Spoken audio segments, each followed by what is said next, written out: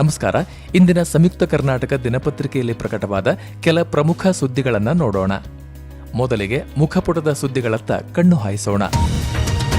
ಸಿಖ್ ವಿರೋಧಿ ದಂಗೆ ಮತ್ತು ಇಬ್ಬರ ಕೊಲೆ ಪ್ರಕರಣದಲ್ಲಿ ಅಪರಾಧ ಸಾಬೀತಾದ ಹಿನ್ನೆಲೆ ಮಾಜಿ ಸಂಸದ ಸಜ್ಜನ್ ಕುಮಾರ್ಗೆ 40 ವರ್ಷಗಳ ಬಳಿಕ ಜೀವಾವಧಿ ಶಿಕ್ಷೆ ಪ್ರಕಟವಾಗಿದೆ. ದೆಹಲಿಯ ವಿಶೇಷ ಕೋರ್ಟ್ ಮಂಗಳವಾರ ತನ್ನ ತೀರ್ಪು ನೀಡಿದ್ದು, ತಿಹಾರ್ ಜೈಲಿನ ವರದಿಯನ್ನು ಆಧರಿಸಿ ಅಪರಾಧಿ ಸಜ್ಜನ್ ಕುಮಾರ್ಗೆ ಮರಣದಂಡನೆ ಶಿಕ್ಷೆಯ ಬದಲಾಗಿ ಜೀವಾವಧಿ ಶಿಕ್ಷೆಯನ್ನು ವಿಧಿಸಿದೆ. ಫೆಬ್ರವರಿ 12ರಂದು ಸಜ್ಜನ್ ಕುಮಾರ್ ಅವರನ್ನು ತಪ್ಪಿತಸ್ಥ ಎಂದು ಘೋಷಿಸಲಾಗಿತ್ತು.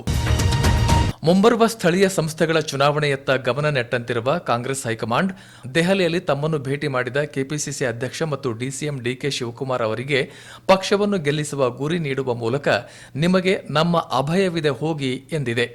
ಇನ್ನು ಬಜೆಟ್ ಅಧಿವೇಶನದ ಬಳಿಕ ಸಿಎಂ ಮತ್ತು ಡಿಸಿಎಂ ಸೇರಿದಂತೆ ಇಬ್ಬರು ನಮ್ಮ ಭೇಟಿಗೆ ಬನ್ನಿ ಅಂತ ಹೇಳಿರೋದು ಕೆಲವೊಂದು ವಿಷಯಗಳಲ್ಲಿ ನಿರ್ಣಾಯಕ ನಿರ್ಧಾರವನ್ನು ತೆಗೆದುಕೊಳ್ಳುವುದರ ಮುನ್ಸೂಚನೆಯಾಗಿದೆ ಎಂದು ಹೇಳಲಾಗುತ್ತಿದೆ. ಬಿಜೆಪಿ ಬಣ ಬಡಿದಾಟ ತೆರೆಮರೆಯಲ್ಲಿ ಮುಂದುವರೆದಿದ್ದು, ಮಂಗಳವಾರ ರೆಬೆಲ್ ಶಾಸಕ ಯತ್ನಾಳ ಬಣ ಬೆಂಗಳೂರಿನಲ್ಲಿ ಸಭೆಯೊಂದನ್ನು ನಡೆಸಿದೆ.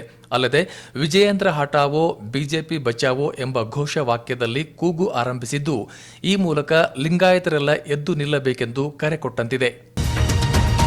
ನನಗೆ ಮರಾಠಿ ಬರೋದಿಲ್ಲ, ಕನ್ನಡದಲ್ಲಿ ಮಾತನಾಡಿ ಎಂದಿದ್ದಕ್ಕೆ ಕರ್ನಾಟಕದ ಬಸ್ ಚಾಲಕನ ಮೇಲೆ ಮರಾಠಿ ದುಷ್ಕರ್ಮಿಗಳು ಹಲ್ಲೆ ಮಾಡಿದ ಪ್ರಕರಣಕ್ಕೆ ಸಂಬಂಧಿಸಿದಂತೆ ಕನ್ನಡಿಗರ ಹೋರಾಟಕ್ಕೆ ಕೊನೆಗೂ ಜಯ ಸಿಕ್ಕಂತಾಗಿದೆ.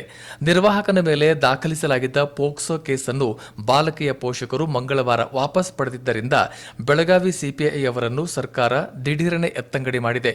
ಇನ್ನು ಮರಾಠಿ ಭಾಷಿಕ ಬಸ್ ಚಾಲಕರ ಬಾಯಲ್ಲಿ ಕರವ್ಯ ಕಾರ್ಯಕರ್ತರು ಜೈ ಕರ್ನಾಟಕ ಘೋಷಣೆ ಕೂಗಿಸಿದ್ದಾರೆ. ವಿಜಯಪುರದಲ್ಲಿ ಅಕ್ರಮ ಬಾಂಗ್ಲಾ ವಲಸಿಗರಿಗಾಗಿ ಸರ್ಕಾರ ಇದೀಗ ಹುಡುಕಾಟ ನಡೆಸಿದೆ. ಗುಮ್ಮಟನಗರಿ ವಿಜಯಪುರದಲ್ಲಿ 15,000 ಮಂದಿ ಅಕ್ರಮ ಬಾಂಗ್ಲಾ ವಲಸಿಗರಿದ್ದಾರೆ ಎಂದು ಸಂಯುಕ್ತ ಕರ್ನಾಟಕ ಇತ್ತೀಚೆಗಷ್ಟೇ ವಿಶೇಷ ವರದಿಯೊಂದನ್ನು ಪ್ರಕಟಿಸಿತ್ತು. ಇದರಿಂದ ಎಚ್ಚೆತ್ತುಕೊಂಡಂತಿರುವ ಸರ್ಕಾರ ಈ ಬಗ್ಗೆ ತನಿಖೆ ಚುರುಕುಗೊಳಿಸುವಂತೆ ತನ್ನ ಆಂತರಿಕ ಭದ್ರತಾ ಪಡೆಗೆ ಸೂಚನೆ ನೀಡಿದೆ. ಕ್ಯಾಸಿನೋದಂಥ ಜೂಜಾಟಗಳಿಗೆ ನಮ್ಮ ರಾಜ್ಯದಲ್ಲಿ ಅವಕಾಶ ಮಾಡಿಕೊಡುವುದಿಲ್ಲ ಎಂದು ಪ್ರವಾಸೋದ್ಯಮ ಮತ್ತು ಕಾನೂನು ಸಚಿವ ಎಚ್.ಕೆ. ಪಾಟೀಲ್ ಅವರು ಹೇಳಿದ್ದಾರೆ.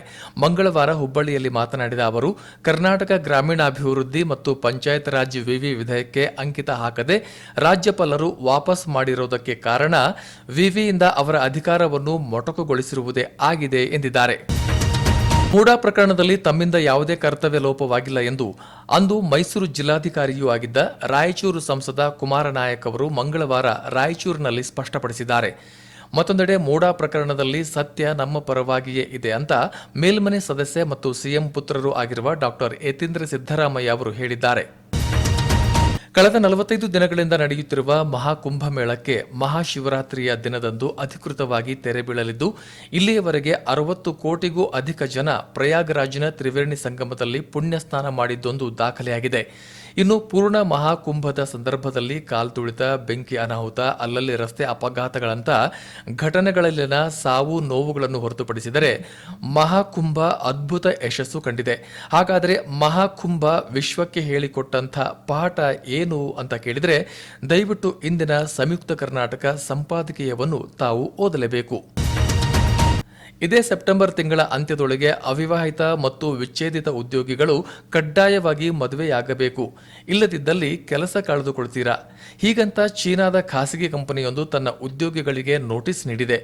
ಈ ಕಂಪನಿಯಲ್ಲಿ 28ರಿಂದ 58 ವರ್ಷದೊಳಗಿನ ಒಟ್ಟು 1200 ಮಂದಿ ಕೆಲಸ ಮಾಡುತ್ತಿದ್ದು, ಈ ಪೈಕಿ ಅವಿವಾಹಿತರು ಮತ್ತು ಮದುವೆಯಾಗಲು ಮನಸ್ಸಿಲ್ಲದಂಥವರು ಮುಖಾಮುಖ ನೋಡಿಕೊಳ್ಳುವಂತಾಗಿದೆ.